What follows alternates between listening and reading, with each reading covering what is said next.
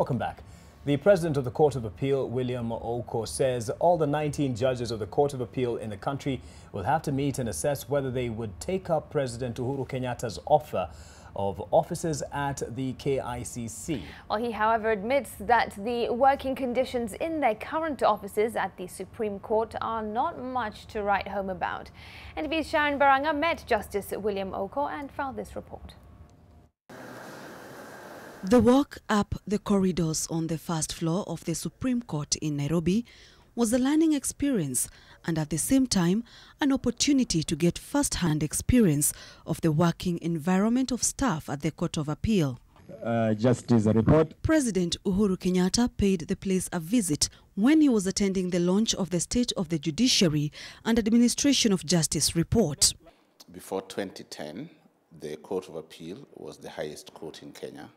There were fewer than 11 judges at that time. They occupied one wing of this floor. They fitted there perfectly well. But after 2010, specifically in 2012, the number increased. More judges were appointed to this court. From 11 judges, the number shot to 27 judges. This meant that space was constrained. There are currently 19 judges. 9 of them are working permanently out of town in Malindi, Nyeri and Kisumu. In fact, at some point, judges were sharing chambers. I shared the chambers with a colleague for several years. And there are no secretarial services next door. Secretaries are sitting in different rooms away from the judges they serve. The washrooms, you have to do some exercise to get to them, long distance walk. The president empathized with the working conditions and offered a temporary solution, one which meant that judges will be given alternative offices at the Kenya International Convention Center building. I did make an offer to the Chief Justice that given the fact that the Senate now have their new premises in the National Assembly, there are decent offices here at KICC which we can avail to you, which I think are better than what you're occupying currently.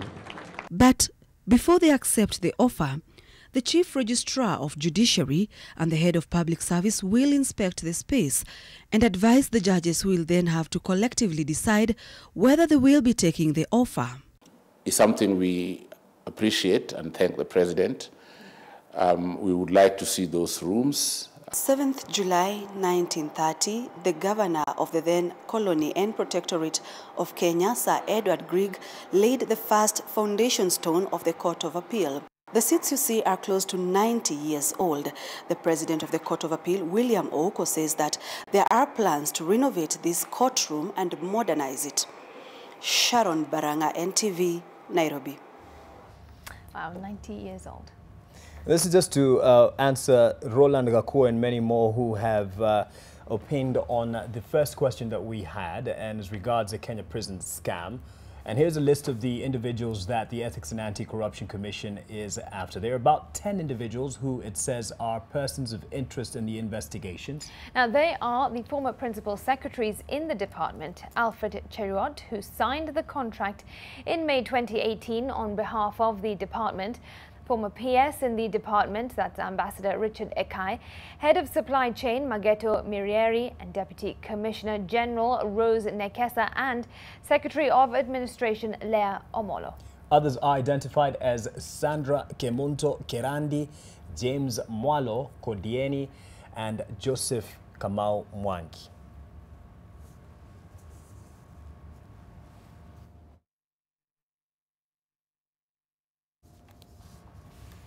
Right, elsewhere, the Director of Criminal Investigations, George Kinoti, says that police officers who are killing innocent Kenyans in the name of justice will be sacked and prosecuted. He was speaking in Kayole at a community dialogue on extrajudicial killings that was organized by the Police Reforms Working Group, Justice Center Working Group, and the Office of the Director of Public Prosecutions. NTV's Helen Wanjohi has more details.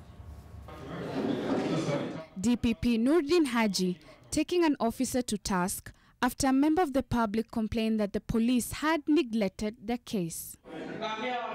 The purpose of the dialogue was to interact with those on the receiving end of police services. Residents of Kayole and surrounding areas were given a chance to express their challenges. Walitukosea sana na mwenye alimuua ana walk free huku. Anatembea na ukienda kumuuliza anasema ni alimuua na hakuna mali tutampeleka.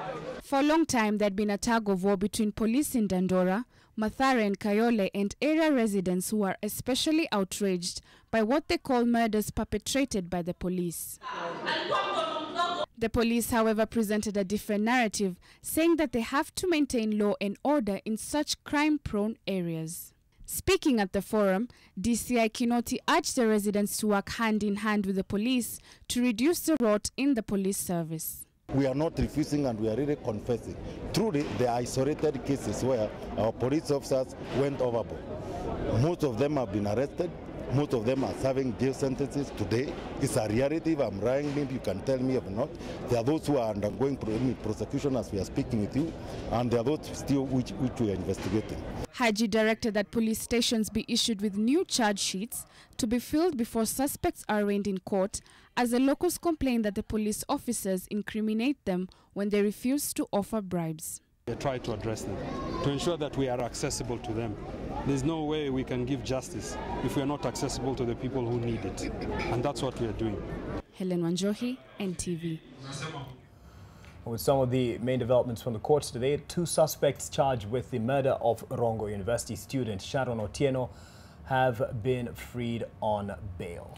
Michael Oyamo, the former personal assistant to the Migori Governor Okoth Obado, and a former county employee Caspel Obiero were released by the Court of Appeal. They were released on a 1 million shilling cash bail each. On to another development from the courts today.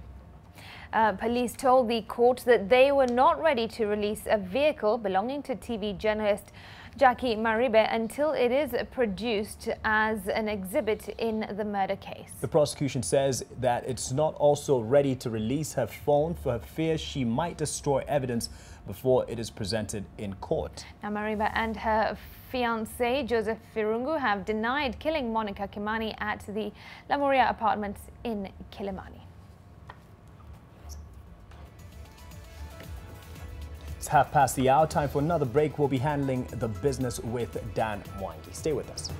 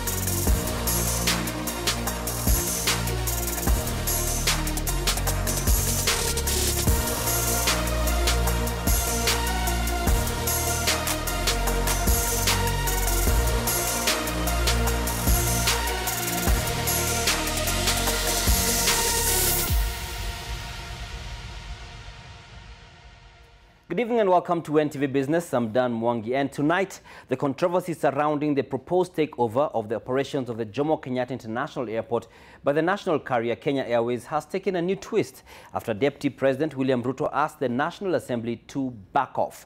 Victor Kiprop reports on the latest developments around the controversial deal to salvage Kenya's ailing national carrier.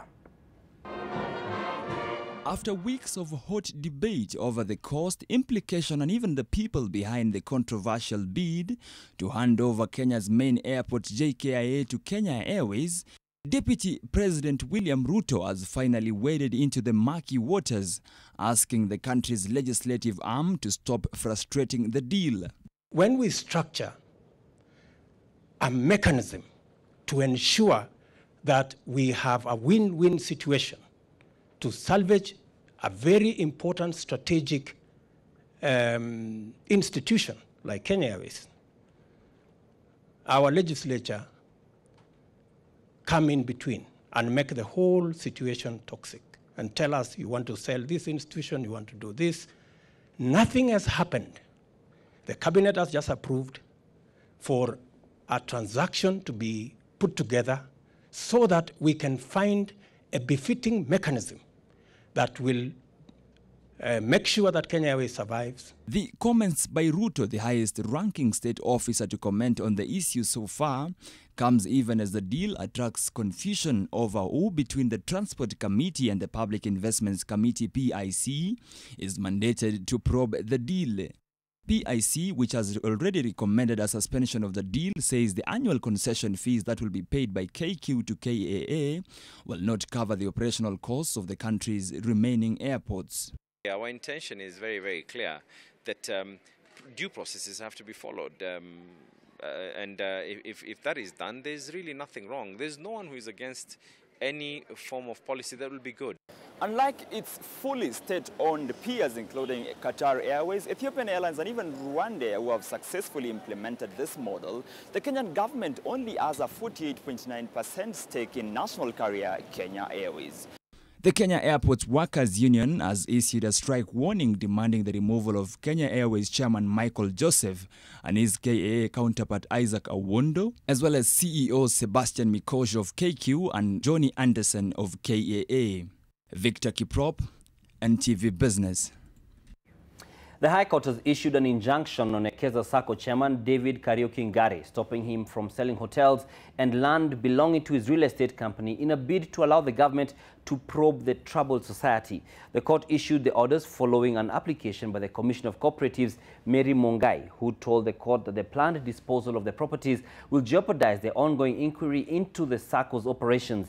The High Court has suspended the sale until March 7th, when the suit will be heard. The Kenya National Federation of Sugarcane Farmers is demanding that farmers get at least 40% of the proceeds from the byproducts of sugarcane, such as ethanol, water and electricity, in a move that is set to intensify their ongoing wrangles with millers. The federation is also demanding for an overhaul in the sugar sector, stressing on prompt payment of arrears and establishment of regional sugar board offices. Lillian Kiarie with more details. Over recent years, farmers planting the sweetener have been left with a sour taste in their mouth, with various challenges bedeviling the sector.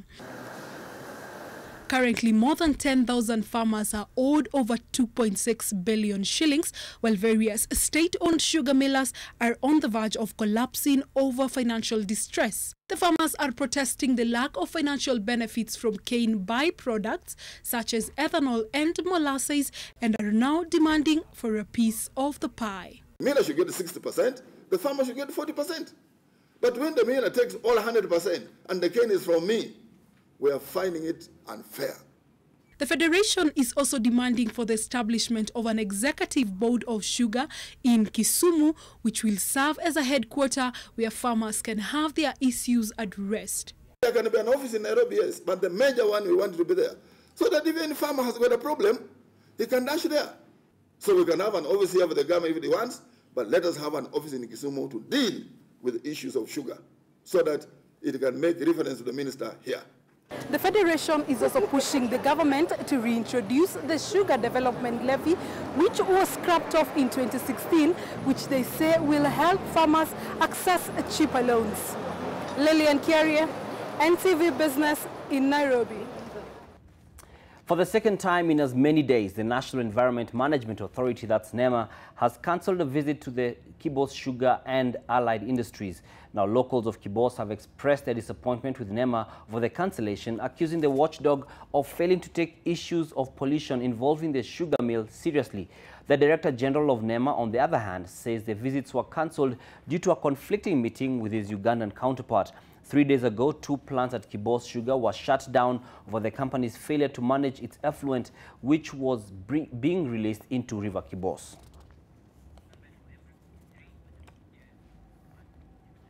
Let's cross counties, and the Embu County government has launched a youth agribusiness strategy aimed at unlocking the potential of agriculture among the youth.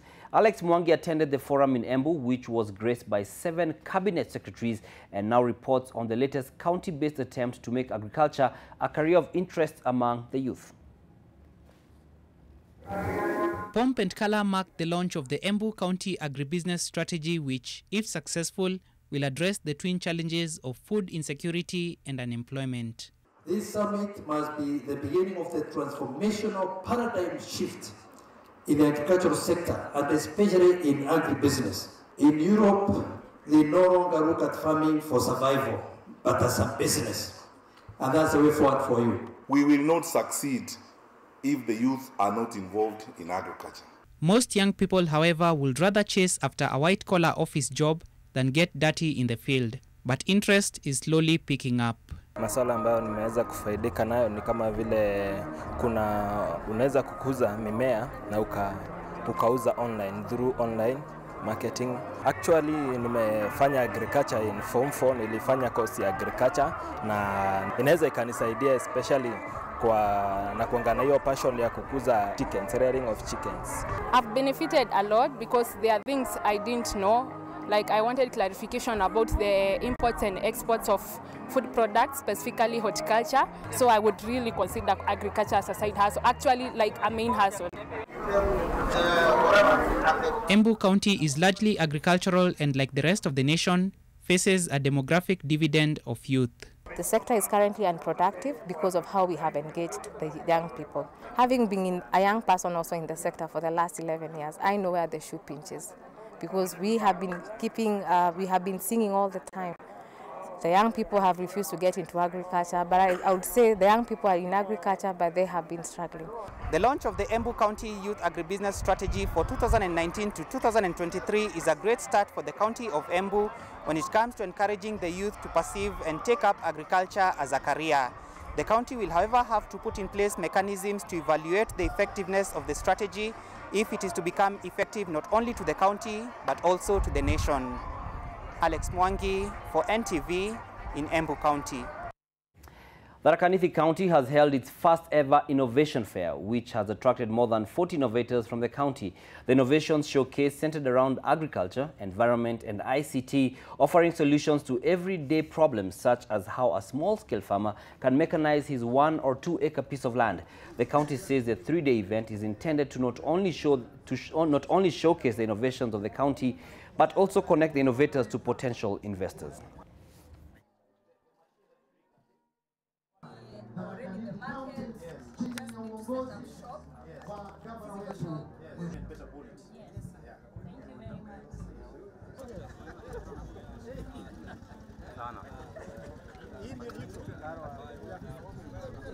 To urge you to protect your innovation by registering it, having it patented, have a copyright, and we are going to ensure through our joint department ambaye imesimamiwa na CEO Karani to ensure that you help these people to register their ideas, to patent their ideas, so that we do not have any stealing. And I have an idea to go home. Good night.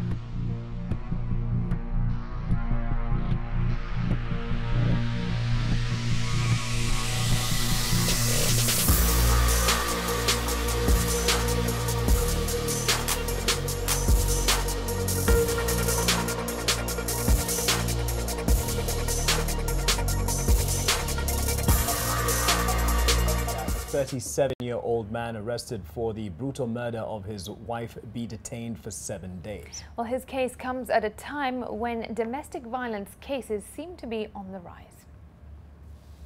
One could call it a case of love gone sour.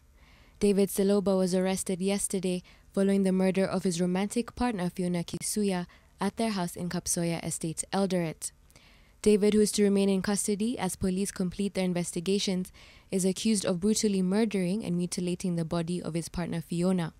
Her head and hands were found next to her partly burnt body after David allegedly tried to cover up the murder. Authorities were, however, alerted before he could succeed.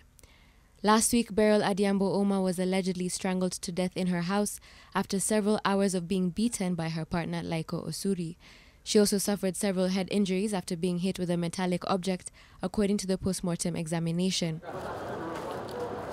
Is there a rise in domestic violence cases, or have they always been there but never highlighted until today? The increase in domestic violence cases that are resorting to fatalities is actually a case for concern.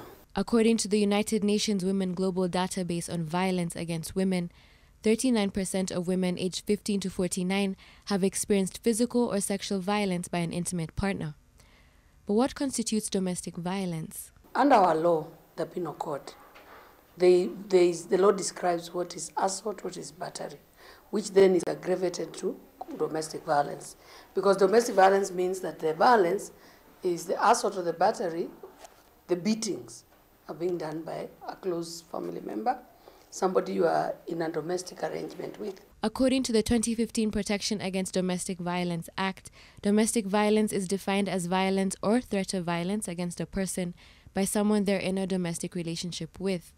If a person believes they are a victim of domestic violence, one can go to court and get a protection order that keeps the abuser away. An underlying and somewhat sinister attitude towards domestic violence may be to blame for the rise in abuse cases. You notice that you will go home and then your parents, because of social stigma associated with broken marriages in our cultures, will want you to go back and try to make it work. And in the trying to make it work, then it moves from assault to battery to actual bodily harm to grievous harm and to death. So I think what we're seeing today is an increase in awareness that it is wrong, that society is no longer acknowledging it. So what would you do if you heard also a domestic dispute? I don't think I can come in between a couple fighting maybe in the street or my neighbors, because I don't know why they're fighting. I'm not the kind of person who supports violence, no matter what kind of thing that happens. So one thing that I can be able to look at is I'll try to involve other neighbors, and then we go as a team. Kuna wale wanahusika hasa wenye mizozo waliosomea mizozo kama hiyo, yani family life, wengine social workers. Tunaweza kuchukua hatua ya kujulisha hawa, kuchukua hatua ya kwanza mara moja kuokoa hiyo situation. Incidences of domestic violence are on the rise, and it seems that the time to be your brother's or sister's keeper on the matter is now. If you can't intervene personally, the police are just a phone call away. Anita Nkonge, NTV. Now, should a woman marry another woman? And if so, does the wife have any claim to the family property? The drama and shock around these questions is playing out in a small village in Masi, Machakos, where a woman has lived with another woman for more than 10 years as a result of a controversial matrimonial arrangement among the Kamba. Now, Josephine Ndulu was the wife in that arrangement, but now her, quote, husband, who is named Angela Nyamai, does not want her anymore. Of course, Josephine could not just walk out too, but she has nowhere to go, and she says she has wasted all her youth on Angela. Now, this riveting family drama has gone all the way to the courts, which have sent it back to the clan to solve. The Daily Nation has been following the conflict and brings you the exclusive story tomorrow. You can see it on your screen. Don't miss your copy.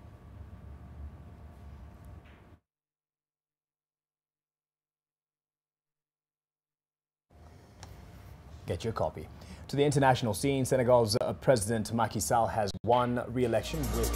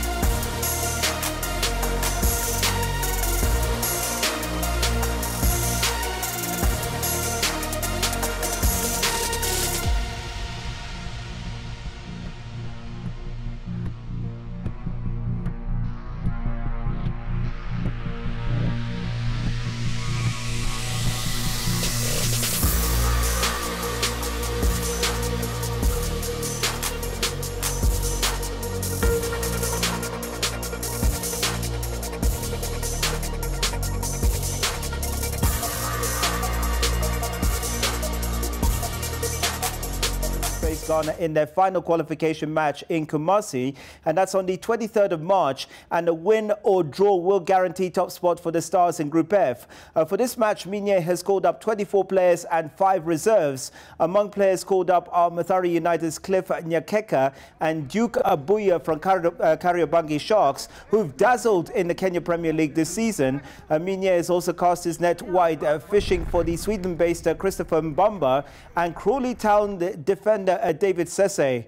Captain Victor Wanyama returns to the squad despite his injury struggles that have seen him sidelined at Tottenham.